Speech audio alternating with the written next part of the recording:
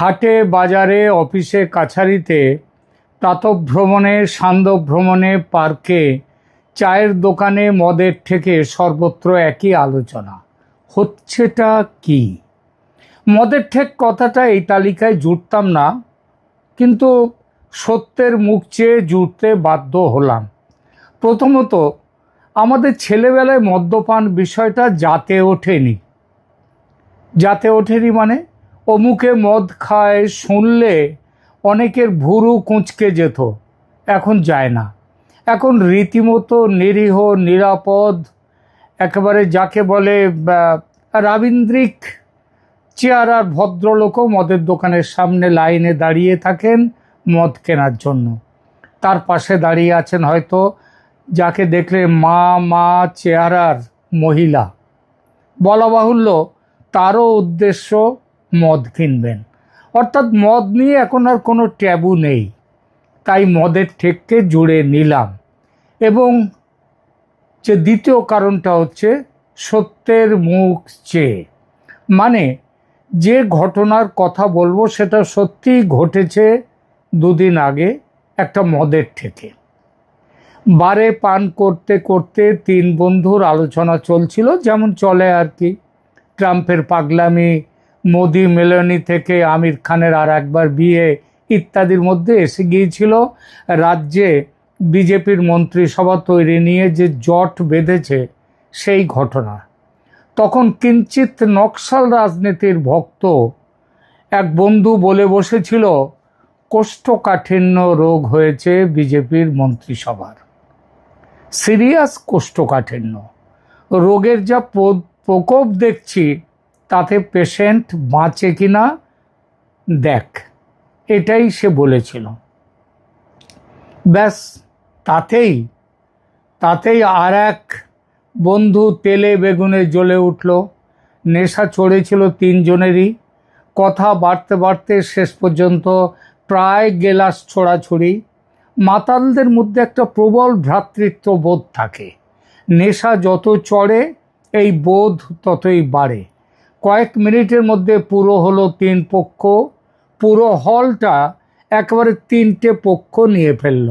এক পক্ষ যিনি কোষ্ঠকাঠিন্য বলেছেন তার দিকে, মানে বিজেপির সমালোচক। এক পক্ষ কোষ্ঠকাঠিন্যের বিরুদ্ধ পক্ষে, মানে বিজেপির সমর্থক, শুভেন্দু সমর্থক। এবং তৃতীয় পক্ষ মিটমাটের দলে। দুটো টেবিল উল্টালো, 7টা গ্লাস ভাঙলো। পরের খবর, মানে পুলিশ কেস হয়েছে কিনা জানি না, সম্ভবত হয়নি, কারণ মদের থেকে ছোটোখাটো টুকটাক গোলমাল চলেই। থাক সে কথা। আমরা শুভেন্দুর মন্ত্রিসভা প্রসঙ্গে ফিরি। 4 মে ভোটের রেজাল্ট বেরিয়েছে। 9 মে মুখ্যমন্ত্রী শপথ নিয়েছেন, সঙ্গে আরও 5 জন। এর 22 দিন পর 1 জুন 35 জন নতুন মন্ত্রী শপথ নিলেন দপ্তরবিহীন মন্ত্রী হিসেবে। একটু দেরি হলো বটে, তবে সমস্যা নেই। শুনলাম 2-1 দিনের মধ্যে দপ্তর বন্টন হয়ে যাবে। কিন্তু সেই 2-1 দিন আর আসে না। আজ 8ই জুন, এখনো দপ্তর বন্টন চূড়ান্ত হলো না। এটা যে গুরুতর রকমের না হলেও একেবারে ছোট মাপের সমস্যা নয়, সেটা বললে আমার বিজেপি বন্ধুরা ক্ষুণ্ণ হতে পারেন বটে, তবে তাদের উদ্দেশ্যে বলবো একটু ভেবে দেখুন এই বিলম্ব অস্বাভাবিক কি না। এবং এটাও ভেবে দেখুন বিজেপি বিরোধীরা, তৃণমূল এই মুহূর্তে তো নিজেদেরকে নিয়ে ব্যস্ত, তাদের কথা ছেড়ে দিন। বিজেপি বিরোধী মানে এই মুহূর্তে বাজারে সিপিএম জোর কদমে এবং কংগ্রেস। এরা এটা নিয়ে সমালোচনা যদি করে তবে সেটা অসঙ্গত হবে কিনা সেটাও ভেবে দেখার বিষয়। প্রশ্নটা আরও তীক্ষ্ণ হয় যখন অন্য রাজ্যের সঙ্গে তুলনায় আসব। অসম, তামিলনাড়ু, কেরালাম, এখন আবার ও পুদুচ্চেরিতে বিধানসভা নির্বাচন পশ্চিমবঙ্গের সঙ্গে একযোগে হয়েছে। রেজাল্ট বেরিয়েছে একই দিনে, 4 মে। ফল ঘোষণার পর খুব দ্রুততম সময়ের মধ্যেই মন্ত্রিসভা পুরোপুরি গঠিত ও দপ্তর বন্টন সম্পন্ন হয়ে গেছে এই সব রাজ্যে। অসমে দেখুন, ডক্টর হিমন্ত বিশ্ব শর্মা 12ই মে 2026 মানে 12ই মে তারিখে মুখ্যমন্ত্রীর পদে শপথ গ্রহণ করলেন এবং পূর্ণাঙ্গ মন্ত্রিসভার কাজ দ্রুত শেষ করে ফেললেন। তামিলনাড়ু, কেরালা ও পুদুচ্চেরি এই রাজ্য কেন্দ্রশাসিত অঞ্চলগুলোতেও মে মাসের মাঝামাঝি সময়ে নির্বাচন পরবর্তী শপথ গ্রহণ ও দপ্তর বন্টন সব শেষ হয়ে গেছে। পুদুচ্চেরিতে এনডিএ জোটের সরকার, পূর্ণাঙ্গ মন্ত্রিসভা তারাও গঠন করেছে, কিন্তু মুখ্যমন্ত্রী শুভেন্দু অধিকারীর এখনো মন্ত্রিসভা তৈরি হলো না। মানে মন্ত্রী নিয়োগ হয়ে গেছে, কিন্তু কে কোন দপ্তরের মন্ত্রী সেটা এখনো খুঁজে কমপ্লিট করা গেল না, সেটা সিদ্ধান্ত নেওয়া গেল না। মুখ্যমন্ত্রী শুভেন্দু অধিকারী জুনের প্রথম সপ্তাহে দিল্লিও ঘুরে এসছেন। রাজনৈতিক মহলে ভাবা গিয়েছিল, এই সময় একটা জল্পনা তৈরি হয়েছিল যে এই সময় বোধহয় মন্ত্রিসভাগুলো কাজটা সম্পন্ন হয়ে যাবে, কে কোন দপ্তর পাবেন এই সমস্ত এইগুলো ভাগাভাগি হয়ে যাবে, কাকে কোন দপ্তর দেওয়া হবে। মুখ্যমন্ত্রী তিনি বর্তমানে স্বরাষ্ট্র, পার্বত্য বিষয়ক, অর্থ এবং স্বাস্থ্যের মতো অত্যন্ত গুরুত্বপূর্ণ ভারী দপ্তরগুলো নিজের হাতে বাধ্য হয়ে রেখেছেন। জল্পনা রয়েছে যে প্রশাসনিক কাজের অতিরিক্ত চাপ কমাতে এবং নতুন 35 জন মন্ত্রীর মধ্যে কাজের সুষম বন্টন নিশ্চিত করতেই তিনি কেন্দ্রীয় নেতৃত্বের সাথে স্ট্রাকচারাল অ্যাডজাস্টমেন্ট বা পরিকাঠামোগত পরিবর্তন নিয়ে আলোচনা করতে গেছেন। এটা বিভিন্ন পত্রপত্রিকা ভারতের তারা এই সমস্ত কথাগুলো বলছে। দিল্লির কেন্দ্রীয় নেতৃত্বের সবুজ সংকেত এটাও বলছেন যে অনেকেই যে এটা এসে গেল, কারণ বিজেপির কেন্দ্রীয় নেতৃত্ব, বিশেষ করে সর্বভারতীয় সভাপতি নীতিন নবীন, স্বরাষ্ট্রমন্ত্রী অমিত শাহর সাথে বৈঠকে কোন নেতাকে কোন গুরুত্বপূর্ণ মন্ত্রিত্ব দেয়া হবে তা নিয়ে শুভেন্দু অধিকারীর সামনেই চূড়ান্ত সিলমোহর বা অনুমোদন নেওয়ার আলোচনা চলছে বলে গুঞ্জন একটা ছিল। কিন্তু শুভেন্দু ফিরে এলেন দিল্লি থেকে, তবুও এখনো পর্যন্ত মন্ত্রীদের ওই 35 জন মন্ত্রী তাদের দপ্তর বন্টন কিন্তু এখনো হলো না। এটাতে নবগঠিত মন্ত্রিসভায় অভিজ্ঞ এবং নতুন মুখদের মধ্যে ভারসাম্য বজায় রাখা, এটা যেমন একটা ব্যাপার আছে, তেমনি দলের অভ্যন্তরীণ কোন্দল, আবার কোন্দল বললে কেউ যেন রেগে যাবেন না, কিন্তু এটা সব দলেই থাকে টুকটাক, কারণ এটাও গণতন্ত্রের লক্ষণ। কিন্তু সব দলের সবাই যদি এক পথে চলে, হ্যাঁ সিদ্ধান্ত একটা হয়, কিন্তু তাদের ব্যক্তিগতভাবে কাজের পদ্ধতি ইত্যাদি নিয়ে তাদের মধ্যে গোলমাল থাকতেই পারে এবং পারস্পরিক স্বার্থেরও একটা ব্যাপার থাকে। সুতরাং দলের মধ্যে অভ্যন্তরীণ কোন্দল বা ক্ষোভ এড়াতে দপ্তর বন্টনের আগে দিল্লির হাইকমান্ডের সাথে আলোচনা করতেই শুভেন্দু গেছেন বলে মনে করা হচ্ছিল। কিন্তু তিনি ফিরে এলেন, তবুও মন্ত্রিসভার দপ্তর বন্টন হলো না।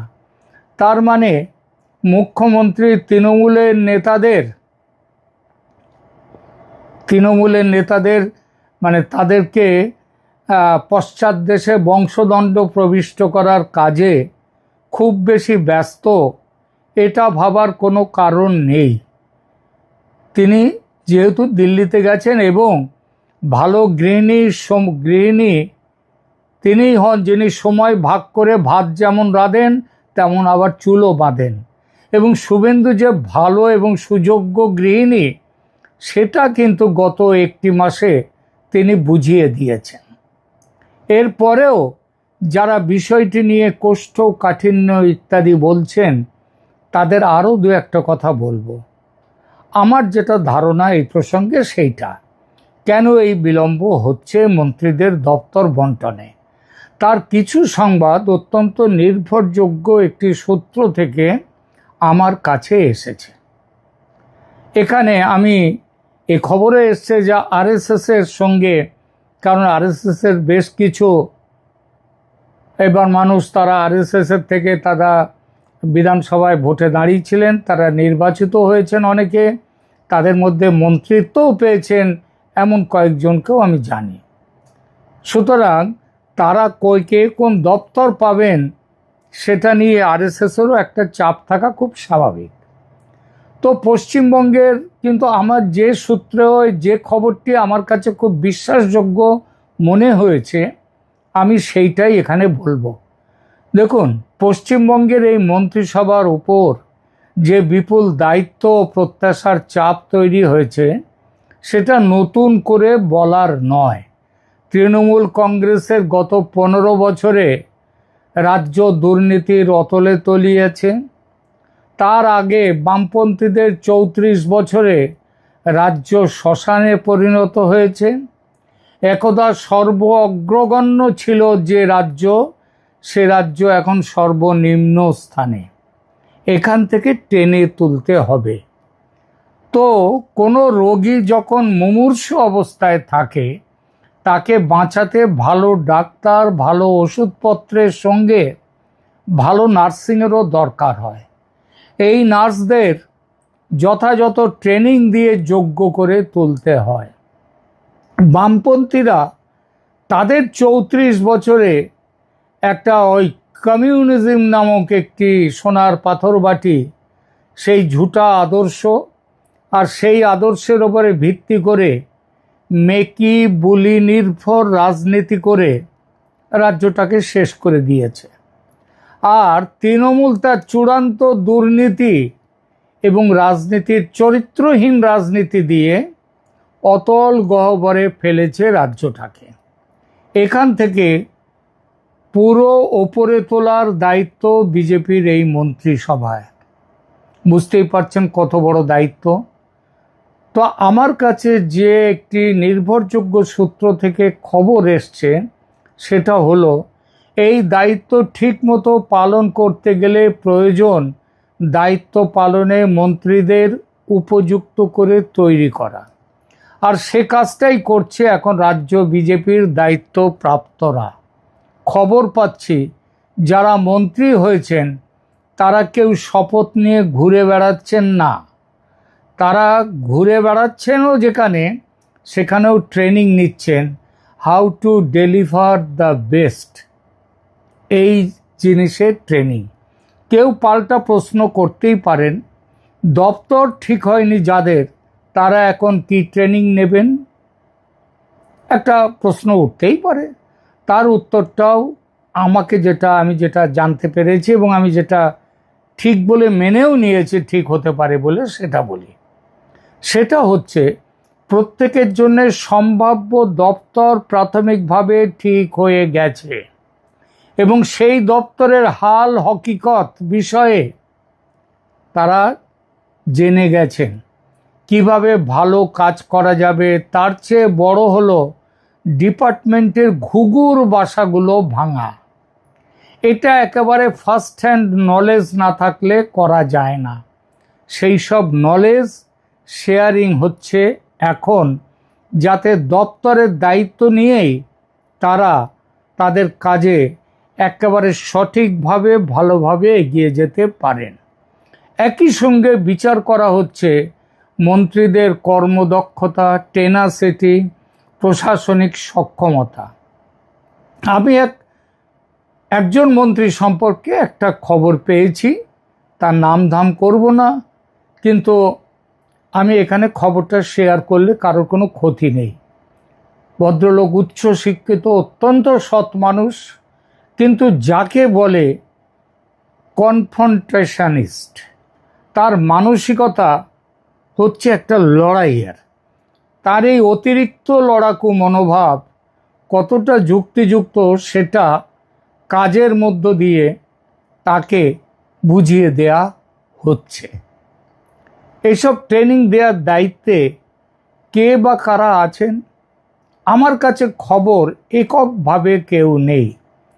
তবে এখানে কেন্দ্রীয় নেতৃত্ব আছেন, আরএসএসের যারা আরএসএসের সংগঠনের সাথে যুক্ত, এবং আরএসএসও প্রচুর শিক্ষিত মানুষ আছেন, অর্থনীতিবিদ আছেন, যাদের অনেক রকমের অভিজ্ঞতা আছে প্রশাসনিক, তারাও আছেন এখানে, তারাও বাইরে থেকে এসছেন।